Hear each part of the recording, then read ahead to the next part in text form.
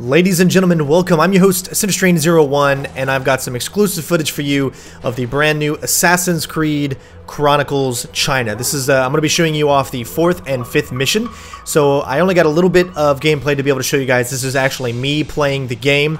I have both another video with just the game itself. Now this game is definitely, if you've played Mark of the Ninja, games like that, then you're definitely going to enjoy this. It's just like Assassin's Creed on the normal consoles and PC. It's just in a 2.5 kind of D. For those of you that don't know that, that means you're able to go in and out of the background depending on what situation you need to. There's different things that you can do.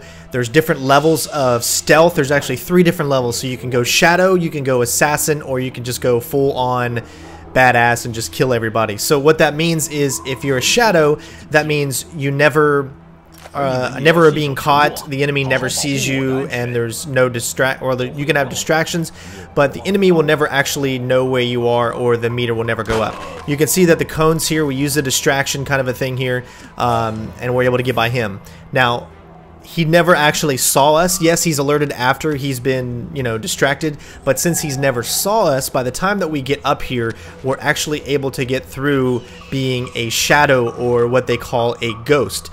There's 3 tiers. So like I said, shadow's the first one, and there's gold, silver, bronze, all that kind of stuff. It just means that you've never been seen. There's all zeros across everything. Distract him somehow. Alright, so as I said, there's a lot of platforming. They have the cones that show where they are. You have different different distraction methods you can use. Of course, if you remember from the other Assassin's Creed games, firecrackers, for instance, you have throwing knives that you can throw to distract, and there's just so many really cool things that you can do.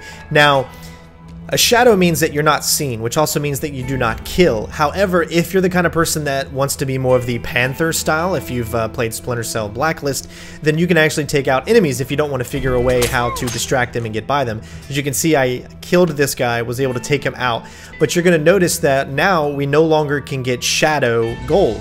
So instead, it brings us to the second tier, which is assassin. All that means is assassin means that you had to incapacitate an enemy. So nothing more than that. You're still as stealthy as possible, except you kill whoever it is that you're going by, as opposed to just trying to sneak around them. So I really like how there's 3 different ways that you can do it. Now, the third one is Brawler. So if you're like the kind of person that just loves to kill everybody and get into a lot of fights, you can get gold, silver, or bronze, as well as that. Now, as you can see, Eagle Vision is back. It shows you the paths of the enemies and which direction that they are going. Now, as long as you stay outside of their cones, you'll never have to worry about them seeing you. And if enemies scrunch up together, they're actually talking to each other, which means that you can sneak by them and you don't even have to worry about anything like that. There's a lot of different hiding places that you can go into, and there's this really cool technique where you can very fast go from one hiding place to another. So it just involves clicking, like say here, clicking right and then A, and you're able to go down into it super fast, and then you don't have to worry about anyone catching you or anything like that. Now, if a guard does for some reason start to see you, his little cone shape will go yellow and it'll start moving all the way up to red. Now, as you can see, we did that without anyone seeing us, so we got shadow gold as opposed to assassin, where last time we actually took an enemy soldier out. So it pretty much tells you exactly the things that you can climb on and the things that you can do in the game. The cutscenes are kind of artsy kind of cutscenes, not really full motion cutscenes, but it's still really amazing game to look at. Now, there's different things that you can get in the environment. There's a lot of collectibles that you can do, and at the end of each level, it'll give you stat by stat on exactly how you did, how many points you got, if you went assassin, if you went shadow, or if you went brawler. Really cool game. Really cool methods that you can use in order to try to figure out how to get by enemies. As you can see, there's a lot of little areas that you can go to be able to get collectibles and things like that. So it's really cool. It blends in 3D and 2D very well. There's things like I don't know exactly what they're called, but you have to get below them, and if you touch certain things, it'll make too much noise, and there's all kinds of little things that really make you feel like this is Assassin's Creed. You want to get by stealthy. Of course, my goal for this game is to get by 100% stealthy ghost. I wanted to show you the different ways that you can do it, not necessarily always having to get shadow, but just being an assassin and maybe taking out a few enemies here and there. But most of the time you always see me just go straight for the ghost kind of thing. So we got to sit in this room and we got to play this game for a little bit.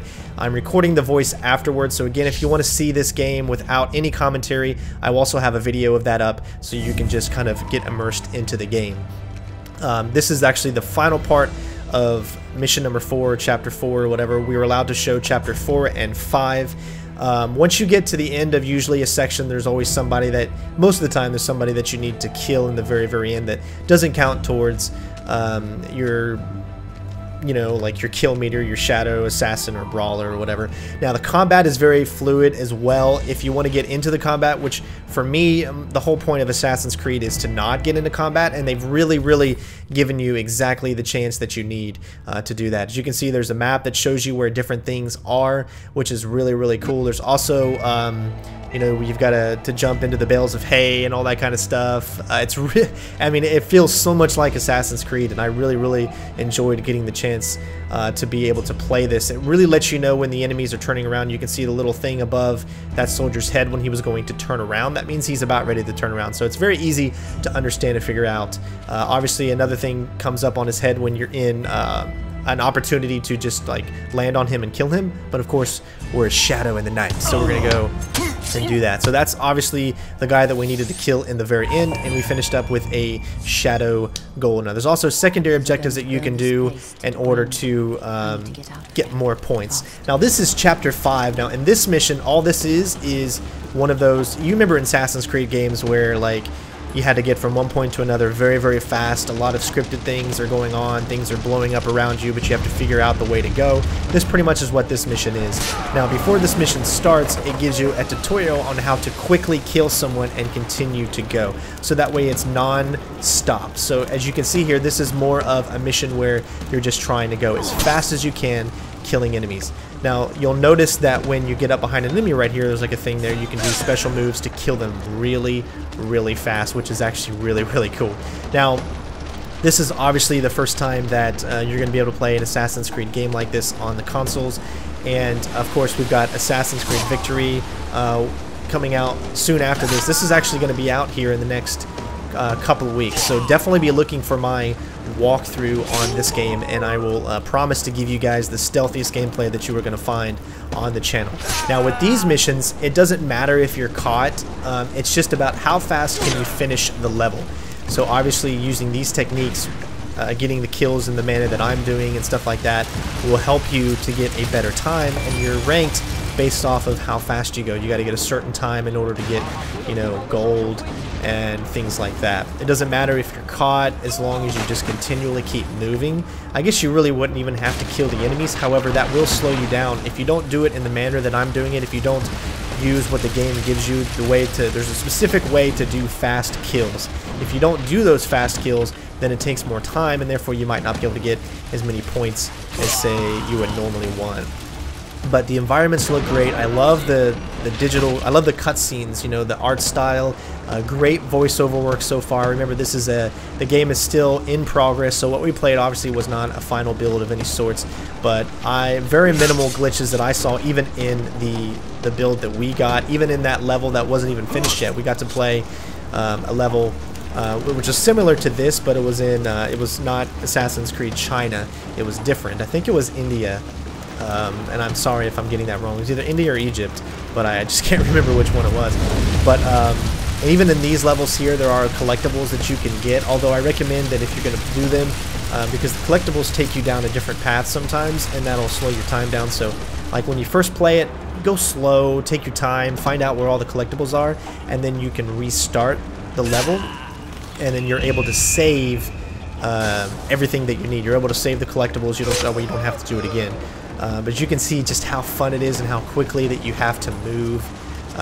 As far as As far as the weapons that you get to choose from, obviously you have your normal weapon, as you can see there, which you do all of your normal kills on, and then you have all of your distractible things, your throwable knives, which are like instant kills, and then your distraction darts and things like that that can disrupt the environment so that the enemy searches in a specific direction so you can sneak by them.